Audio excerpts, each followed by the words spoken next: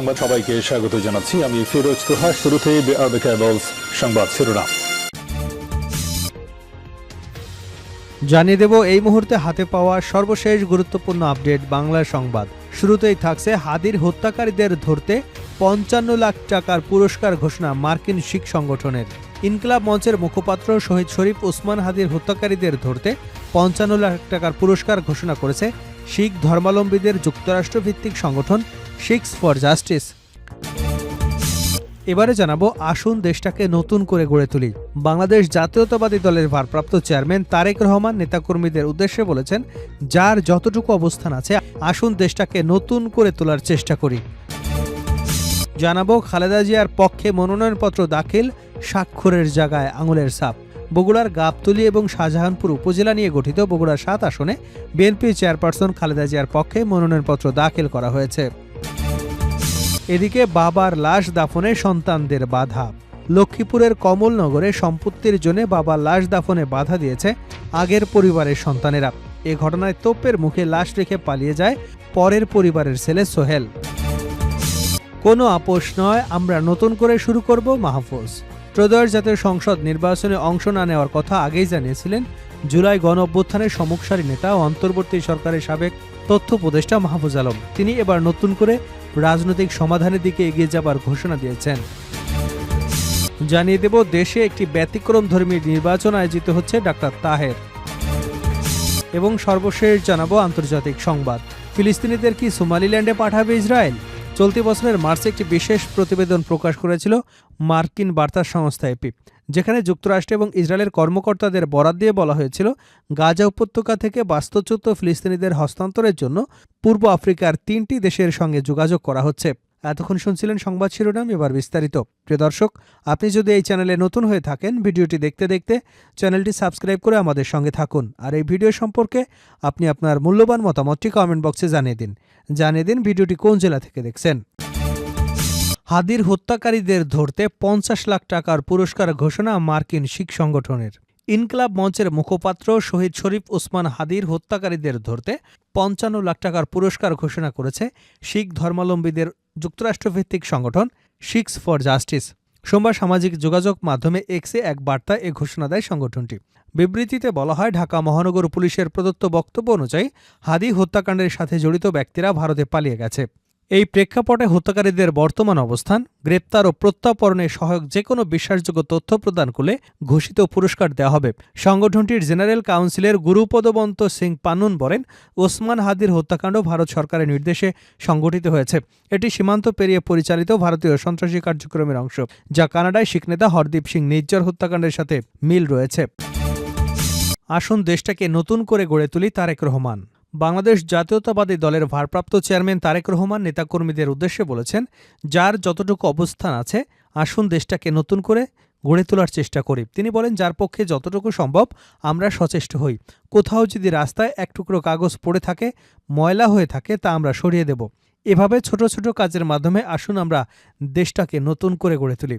সোমবার দীর্ঘ ১৭ বছর পর নয়াপল্টনে কার্যালয়ে আসেন তারেক রহমান। বিকাল ৪টায় হাজারো নেতাকর্মীদের ভিড় ঠেলে তিনি দলের কেন্দ্রীয় কার্যালয়ে প্রবেশ করেন। দোতলায় গিয়ে সোজা চলে আসেন বারান্দায়। সেখানে দাঁড়িয়ে নেতাকর্মীদের সালাম দিয়ে হাত নেড়ে শুভেচ্ছা জানান এবং নেতাকর্মীদের উদ্দেশ্যে কথা বলেন তারেক রহমান। মায়ের জন্য সবার কাছে দোয়া চেয়ে তারেক রহমান বলেন, সকলে ভালো থাকবেন, আমার জন্য এবং দেশনেত্রী বেগম খালেদা জিয়ার জন্য সবাই দোয়া করবেন। বিএনপির কেন্দ্রীয় কার্যালয়ের সামনে উপস্থিত নেতাকর্মীদের উদ্দেশ্যে বিএনপির ভারপ্রাপ্ত চেয়ারম্যান তারেক রহমান বলেন, ১ মিনিট কথা বলি আপনাদের উদ্দেশ্যে। আজকে কোনো দলীয় কর্মসূচি নেই, যেদিন আনুষ্ঠানিক কর্মসূচি থাকবে সেদিন বক্তব্য রাখব। শুধু এতটুকু বলবো, যার যতটুকু অবস্থান আছে আসুন দেশটাকে নতুন করে গড়ে তোলার চেষ্টা করি, সবাই ভালো থাকবেন। এ সময় নেতাকর্মীরা তারেক রহমানকে স্বাগত জানিয়ে স্লোগান দিতে থাকেন।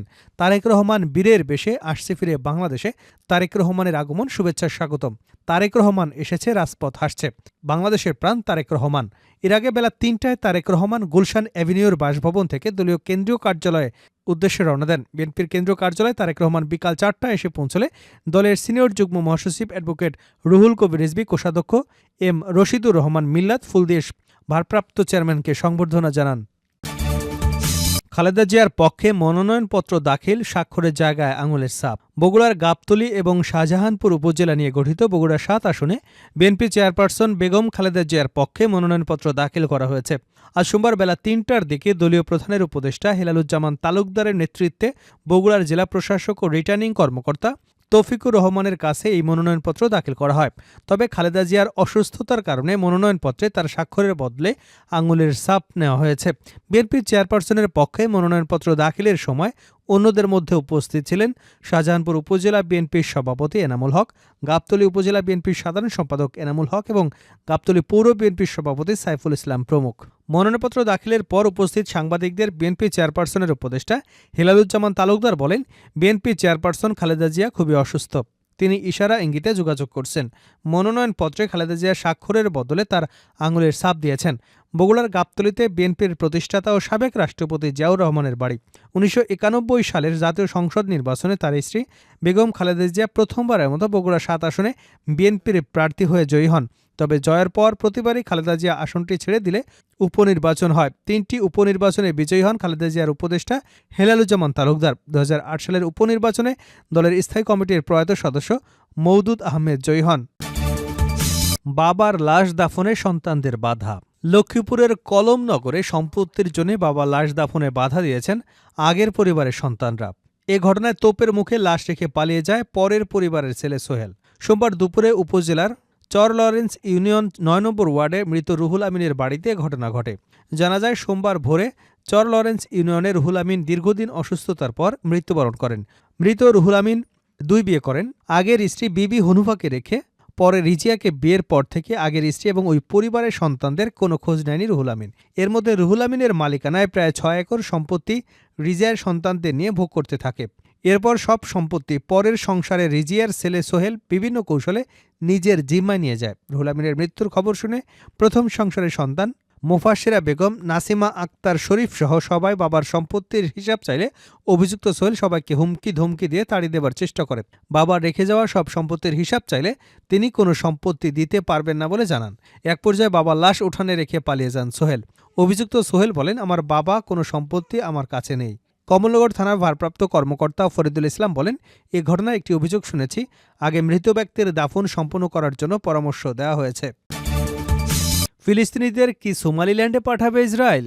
চলতি বছরের মার্চে একটি বিশেষ প্রতিবেদন প্রকাশ করেছিল মার্কিন বার্তা সংস্থা এপি, যেখানে যুক্তরাষ্ট্র এবং ইসরায়েলের কর্মকর্তাদের বরাত দিয়ে বলা হয়েছিল গাজা উপত্যকা থেকে বাস্তুচ্যুত ফিলিস্তিনিদের হস্তান্তরের জন্য পূর্ব আফ্রিকার ৩টি দেশের সঙ্গে যোগাযোগ করা হচ্ছে।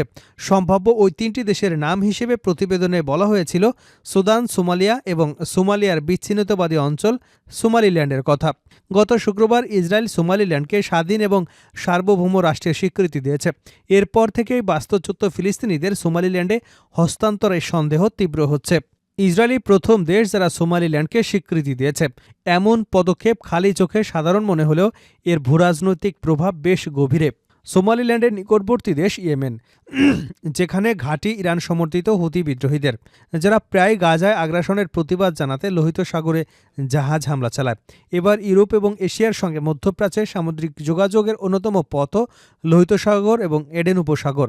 সোমালিল্যান্ড ঠিক এই কৌশলগত অবস্থানে অবস্থিত। ফলে সোমালিয়ার এই বিচ্ছিন্ন অঞ্চলকে ইসরায়েলের স্বীকৃতি দেওয়াটা নিছক সাধারণ ঘটনা নয়। প্রশ্ন উঠছে, অঞ্চলটিকে রাষ্ট্রের স্বীকৃতি দেওয়ার পেছনে ইসরায়েলের বৃহত্তর স্বার্থ কী? ফিলিস্তিনিদের সেখানে হস্তান্তরের সম্ভাবনা কতটুকু? হস্তান্তর নিয়ে সোমালিয়া এবং সোমালিল্যান্ডের কর্তৃপক্ষ কি বলছে?